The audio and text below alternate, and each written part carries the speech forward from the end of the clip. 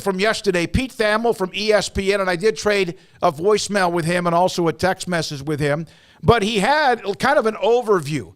I don't know of anything within the story that was breaking news. I don't know of anything in the story that really had not been discussed at some point. It was almost, though, like a clockwork timeline, whatever you want to say, a couple of different things about how they want to remain in the Pac-12. They've made that comment. However, Thamel, sources telling ESPN Colorado's patience has waned, which prompted the in-person meeting back with the Big 12 in May, which is something that we mentioned to you even the week before that happened. He does mention the Pac-12 doesn't feel like they'll be blindsided if, in fact, Colorado happens to leave because they have San Diego State right there with a desirable market. Yeah, the exact quote on that particular part of it was, the Pac-12 won't be blindsided if Colorado does end up leaving. It has been acknowledged around the league that the Buffaloes would be replaced by San Diego State, a quick solution that delivers a desirable market. I've long found over the last few months, the hidden topic that gets talked about somewhat, but not nearly as much as all the other stuff, is what exactly is the Pac-12's plan for expansion? And I brought this up numerous times here lately as far as the SMU piece, because sometimes they get mentioned, sometimes they don't. Sometimes they're mentioned and it's like, oh yeah, they're a strong bet. Sometimes they're mentioned in passing, and sometimes you're like, does the Pac-12 have any, like, do they really have interest in SMU? Is there going to be an invite? I think that's still very murky. San Diego State's a layup. I mean, from all indications, even if everything just stays as is, that seems like that's going to happen sooner rather than later, and it makes all of the sense in the world. I like, though, that, you know, for all the discussion, and he delves into, like, the whole rest of the landscape, too. It was a great piece just to kind of center everything again. Yep. And so if you were somebody who's getting caught up, or maybe you were out of pocket and you're just not maybe as into it as other people, so you're not following every little wrinkle every day, this was a great piece to kind of put everything all in one spot and let you know where it all stands right now.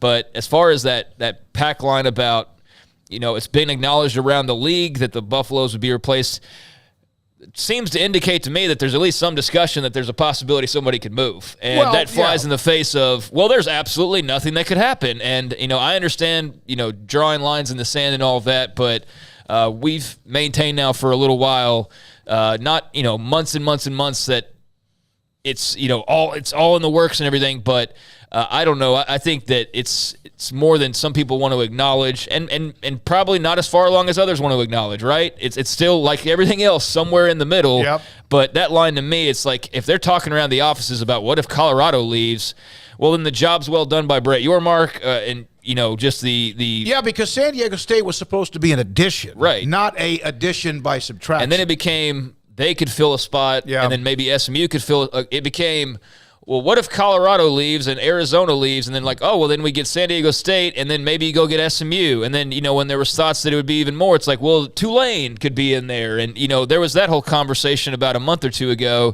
But the San Diego State thing feels like the one addition that you can, like, fully wrap your arms around. It's just a matter of when, not if.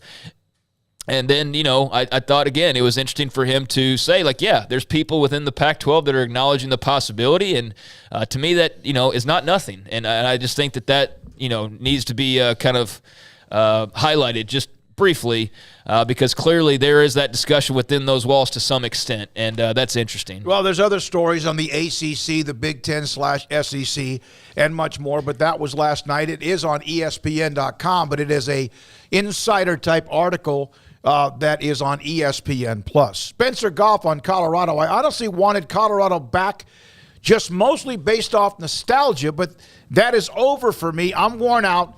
Go get San Diego State or UConn, and let's move on. From a Pac standpoint, I guess, or no, Big 12 nostalgia? Big 12 yeah. Okay, yeah. I mean, I totally understand that sentiment. I think that, you know, clearly they've got that circle around them that the Big 12 is enticed by what that addition would bring. Not for everybody. I've seen plenty of people that go like, why do they matter, or why would that matter? And, you know, maybe it's the Denver market that the response is, or the nostalgia factor, the fact they've been in the league before, what it would do as far as time zone, TV windows, and things like that. There's a lot of reasons why, but I definitely have seen some sentiment that people don't really care that Colorado doesn't move the needle for them, or they've got tired head over it, and therefore they don't really care what Colorado ends up doing. And that's kind of the game you're playing too here, I think, of just everybody still, getting to a point where they need some things to break because it's become exhausting. Well, in fact, this is from Scott of Graywater Watch. When this story, realignment and the TV deal in the Pac-12 ends, I'm going to have the biggest sportsgasm ever. Oh, yeah, absolutely. Scott, we all will. Dude. I mean, I really might just take whatever's next to me and guzzle it. I don't know what it might be, or just slam my hand on a nail to make me feel, oh, that felt better. It doesn't hurt because that story ended. Tell you, for me, last night I was on YouTube for a moment and was just looking at a video, and next thing you know, recommendation pops up, and it was an interview with John Wilner, who, again, I've said I think he does a good job, but it was from last year's Pac-12 Media Days, and you could have fast-forwarded that conversation and just replayed it like today, and I think it would have sounded like it was in the present. And it was from last year's Media Days. It was talking about the threat of the Big 12. It was talking about George Kliavkoff's, responses, and I don't know, maybe that's one of the last times we heard from him. But yeah, it's been a long time, and that really really made me realize that last night. I was like, oh, well, that's media. Oh, guess what? Media Days is like a month away. We're about to hit the 1-year mark since he said those comments that have really not changed at all in the 11 months since then. So, it's been a drag. And the Big 12 has been through it. Believe me, they've had their moments of uncertainty, some blindsided stories, the one from Nebraska, Colorado, which I think kind of slowly gained some steam. And then, of course, the one A&M and Missouri, which was right after they had "We're all in it together," whatever it was, the slogan, in the Big 12 at the Media Days up, I think at the Omni, even in Dallas, and then, of course, Texas OU. So they have been blindsided. And